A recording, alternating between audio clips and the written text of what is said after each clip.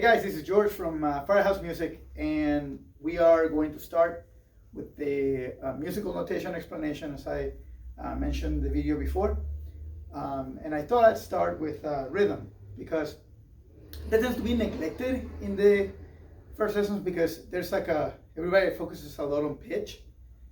And I think rhythm is far more important, and it's easier for you to see and learn and practice and get good at it. And once you have rhythm together, the reading pitch is going to be way easier.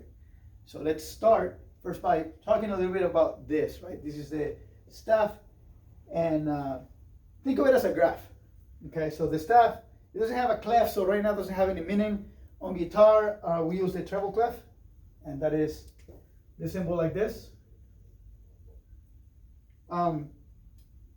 And this is going to give the staff meaning. If I change the clef, the meaning of the staff changes. But we're not going to talk about pitch, so we'll talk about all that later. So right now, what I want you to understand though is that this is a graph, okay, where your y-axis, so this axis right here, is pitch. So how high or how low a sound is going to be, okay? So if you have an event, any type of, if I plot a dot anywhere on this graph, the higher it goes, the higher the pitch, the lower it goes, the lower the pitch. That simple. And then we have, in the x-axis right here, this is gonna be time. So the further to the right we are, the later in time the event is going to be. So that's an approximation of how music written on the staff works. That's a fairly easy concept to understand. Since we're going to talk about rhythm, we're going to look at the time dimension. So actually we don't need to really look at the staff yet. We're just going to be looking at a few symbols, hand nomenclature that is going to help us define exactly how long these events are going to last. Okay, so there's my eraser.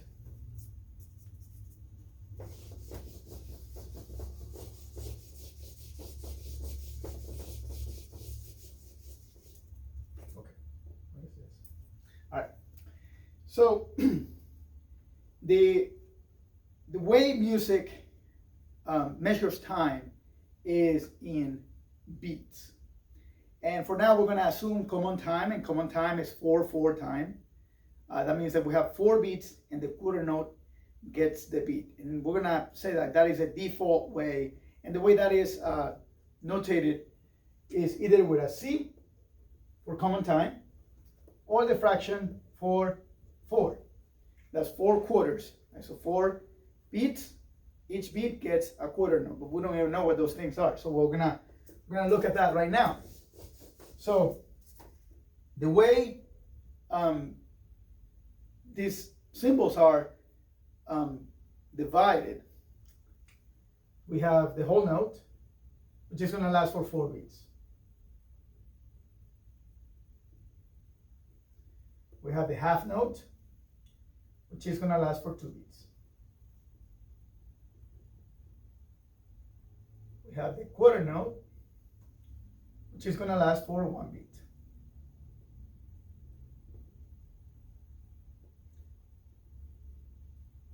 We have an eighth note, or 2 eighth notes, so we get 2 per beat, or half a beat, or 2 per beat. We have eighth note triplets, and we're gonna get, this is 1/3 of a beat, or I like better, 3 per beat. And finally, we have 16th notes. So that's 1/4 of a beat, or 4 per beat.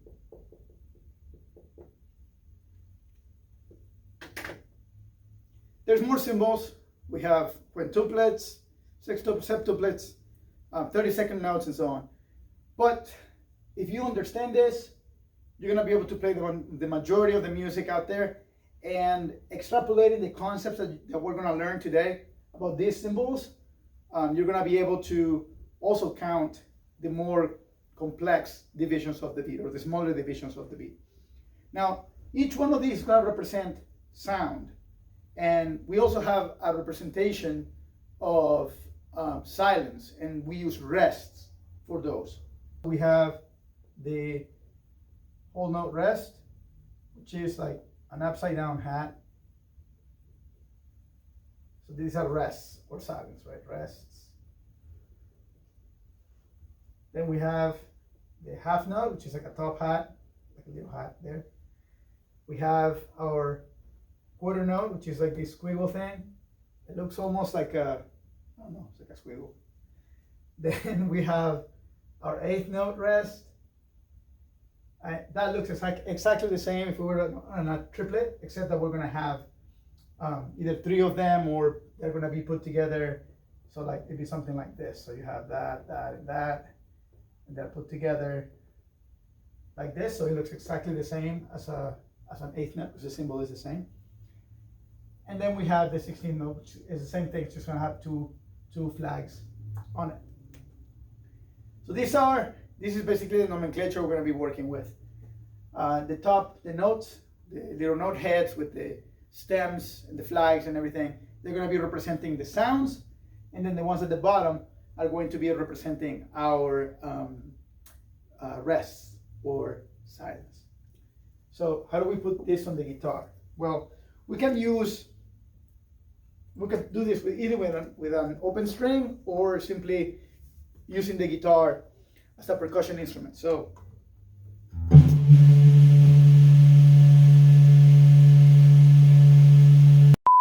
we had some technical difficulties with the guitar and the amp, but that all sorted out, so now we're back. So as I was saying, we can use the guitar and either play just an open string, or we can mute the strings and do that. So if we set up a click, like a metronome, and let's set it at 60 beats per minute, just so we can keep it up easily. That's about a beat per second.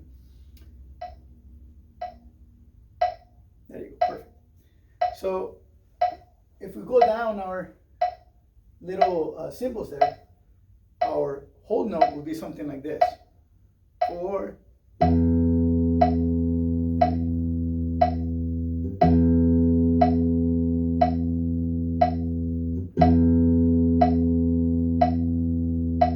the half note would be something like this.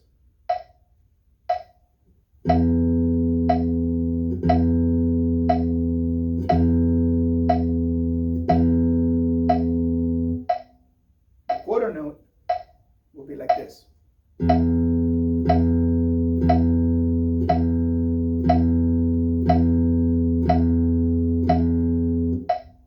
The eighth note will be like this.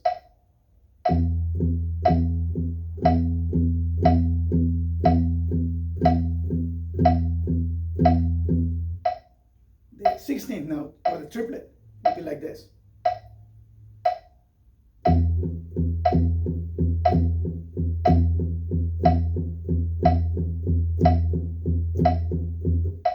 The 16th note would be like this.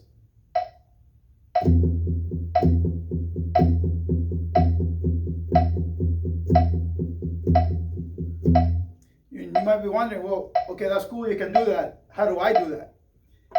The way you can count that is simply by externalizing that. You can stop the click.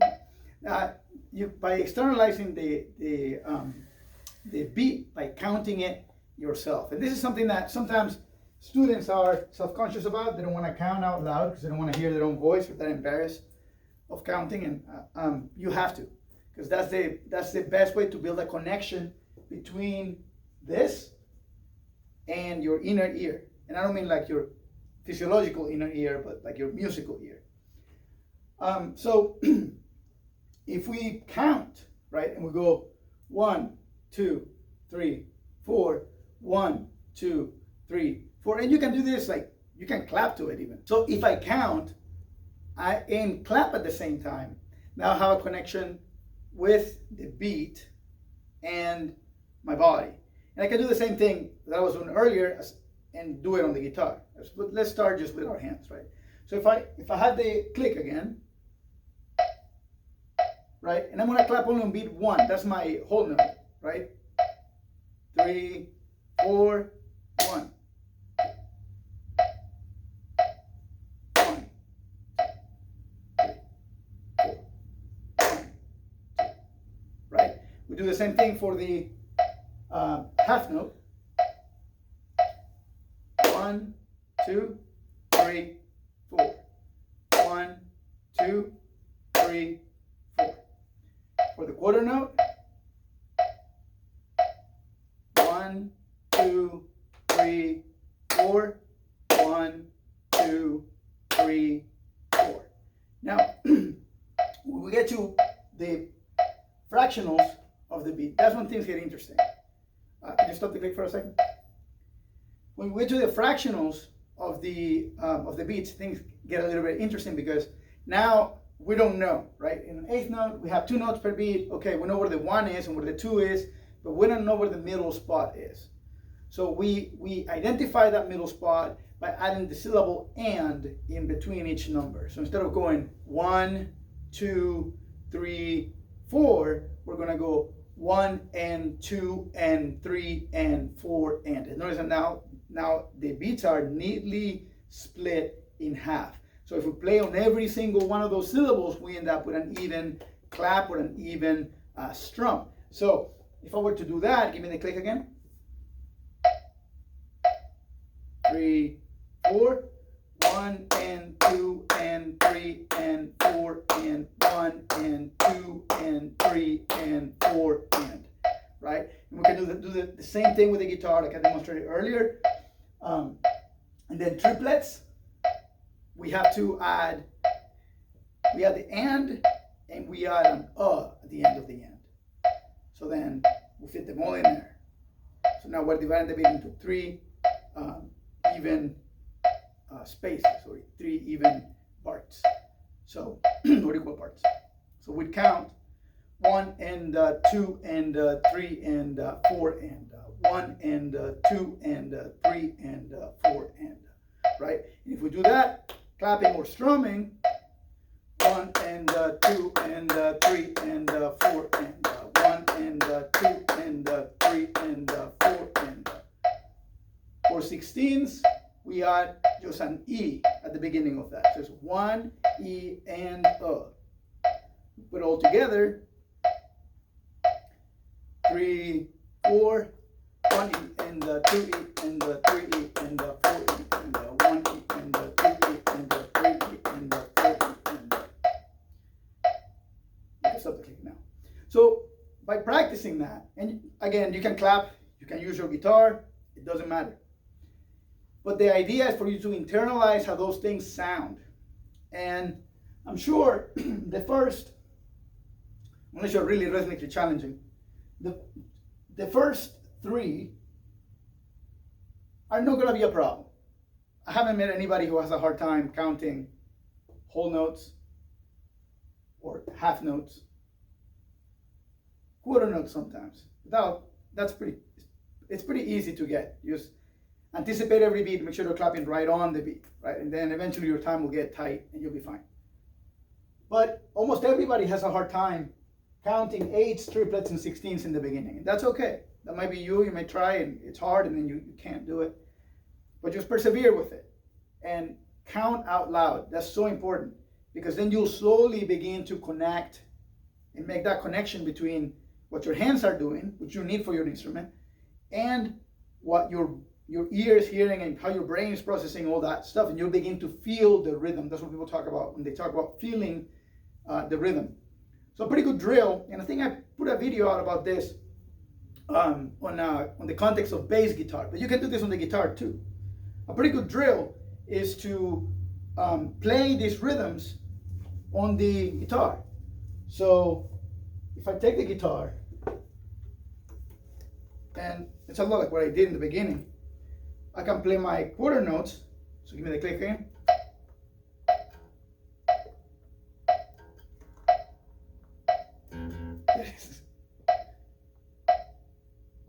So I can go quarter notes.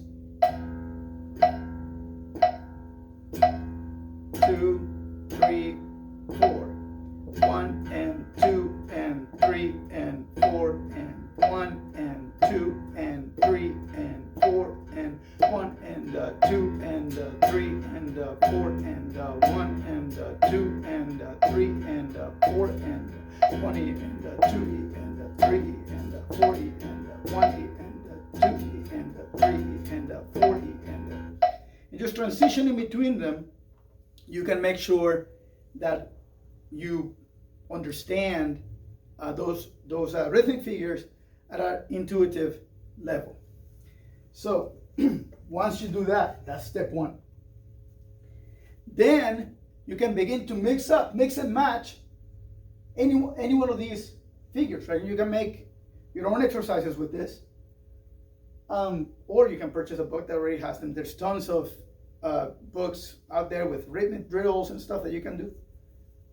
And and you just kind of mix and match one of these pieces and put them together in a string of beats and stuff, and you can make your own rhythmic exercises that way. And then the other thing that you can do is begin to mix and match figures here. For instance, and just talking about beat division, right? We could take this beat, and we can divide it into two equal parts, but we can also have a gallop.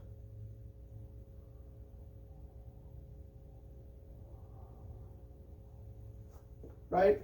1 E end. So we have 2/16 and 1/8. Or a reverse gallop.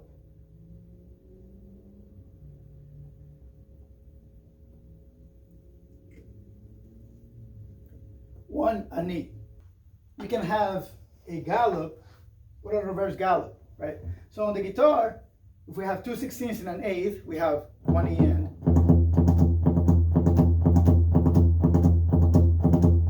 That's what it's called, a gallop. It sounds like a horse running, right? And that's not to be confused with a triplet. Sometimes students do that and they play that rhythm instead of the triplet. The triplet is even. The triplet is da, da, da, as opposed to a gallop. 1 E end, 2 E end, 3 E end, 4 E end, right? Or do the reverse and put the 8th note at the beginning. That's like the beginning of Barracuda. So that's, if you take this, right, these two little figures, plus what we talked about today, you'll have a fundamental rhythmic understanding, and that'll open the door for all the things. You know, when we're looking at, if we look at dotted values and compound time signatures or compound meters, odd time signatures, odd meters, and then the odd groupings as well. And all those things are closely related. But we're not going to cover those here today. For now, just take these basics and practice them, right? All this stuff doesn't matter. It doesn't matter how much I talk about it. None of this matters at all if you don't practice it. So take the example that I did at the beginning and start with that. Just play one measure of each value and see how you feel with that. Play that with a metronome, get comfortable with it. Once you can do that, then begin to change and mix things around over different beats and put together your own rhythms. And you'll be surprised how quickly your timing will get better. And you know, and even if you're not reading yet, these types of exercises are going to make you a tighter player. And so if you're playing in a band, you play with a drummer, like anything like that, your playing is going to get better as a result of these exercises. So, you know, now go practice, and I will catch you guys on the next video.